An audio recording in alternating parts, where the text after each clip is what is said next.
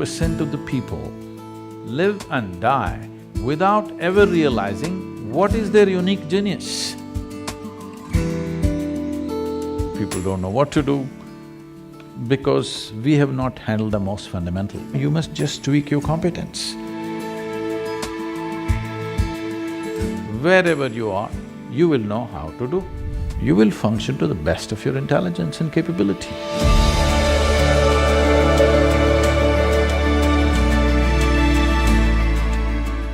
One of the things that someone that we actually met a couple weeks ago, the Dean of Harvard Business School, said to me, we were talking about leadership, and he was sharing his philosophy about leadership as the dean of a major business school. And he sort of said, for me, it's about knowing, acting, being, having some real knowledge and expertise to lead, taking action upon it, and then living every day that way. And one of the things that I think has been the most amazing about Sadhguru's journey is the actions that he has taken. You saw some of the programs up there, but maybe you can describe some of the things that you have going on in the world, because it's not just about coming and talking and meeting and philosophizing, it's actually about taking action. So maybe you can tell us some of the things that you have going on around the world and how you get them resourced. When we say being, we're talking about the fundamental nature of our existence. The quality of our existence will determine the quality of our perception, and the quality of our perception will determine the quality of what we know and what we do not know. Action is a consequence of this. If you put it upside down, then it's like saying fruit, tree, root, soil. That's not how it works. Soil, root, tree, and then fruit. If you put it upside down, you may pull out something forcefully, but the damage is there. Today, I'm working with a whole lot of business leaders in the world, both in India and outside. I wouldn't like to generalize this, but I would say at least 60 to 70% of them, by the time they're 45, they're seriously damaged in many ways. Either they have become emotionally stifled because of a certain type of activity, or many of them are suffering from various types of physical ailments, which is essentially, they believe, is a natural consequence of the kind of job they're doing. Because you're doing things forcefully. If you do not understand the natural order of things as to how life blossoms, if you want the fruit first before the tree, obviously it involves forceful ways of doing things. When you do forceful ways of doing things, one thing may be achieved, but the rest is damaged. Most affluent societies in the world, everywhere, not just here, are going through this. They have become affluent, but the fundamental idea of seeking affluence, either in individual life or in a society or in a nation, is because it will give us a choice fundamentally of nourishment and lifestyles. This is the reason why human beings seek affluence, so that it'll give us a whole choice of nourishment and lifestyles.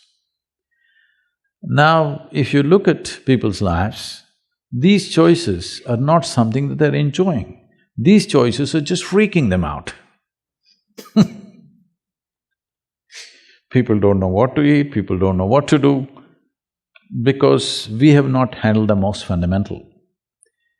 We want to be on the racetrack, but we don't want to build a machine for it, we just want to win. Nobody wins a race because they desire it. Who doesn't desire victory? Everybody does. But only competence wins in the end.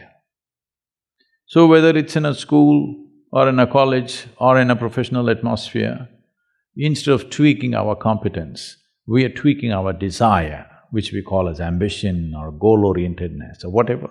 You're tweaking your desire without tweaking your competence, or you may be tweaking your competence, but it's coming behind the desire. No, you must just tweak your competence. What you can do may be beyond your desire, or it may be little less than that, we don't know. But without tweaking your competence, you're trying to tweak your desire, which causes an unnecessary sense of stress when you do well. Look at the pain of that. You're suffering your well-being. This cannot be excused because our well-being is coming at a great loss and pain to every other creature on the planet, and we are suffering it simply because we are putting the cart before the horse. So, you cannot do being in the end, doing, knowing and being, no. Being first, how to be. If you don't know how to be, wherever we put you, you will suffer. If you know how to be, whether you work here in San Francisco or you have to work in the Mars, it doesn't matter. Wherever you are, you will know how to do. What will you do? You will function to the best of your intelligence and capability. That's all you can do. In our lives, if we do not do what we cannot do, it's not an issue. But if we do not do what we can do, we're a disastrous life.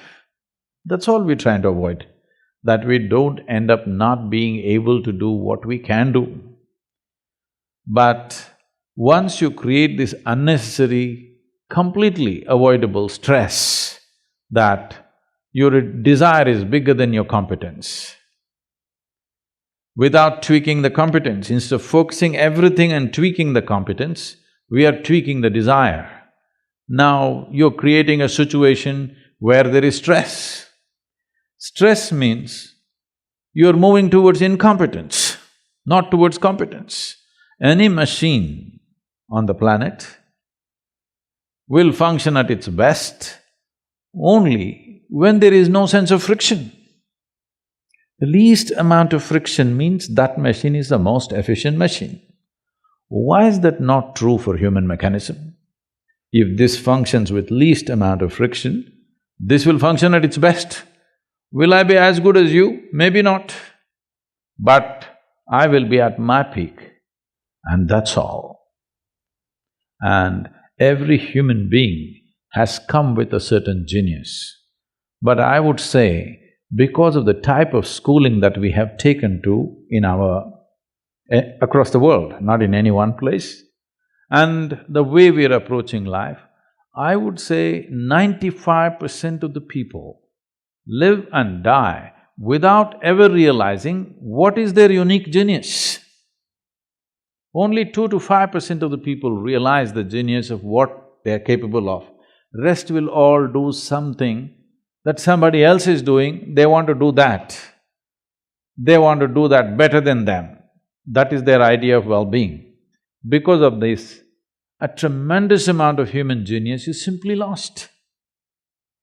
And that is the biggest crime on the planet, that human genius is stifled because everybody is trying to be in one basket and be on top of everybody else. This is a very rudimentary way of functioning in the world. Unfortunately, that's become the way everywhere. We're trying to do something, but that's in small scale.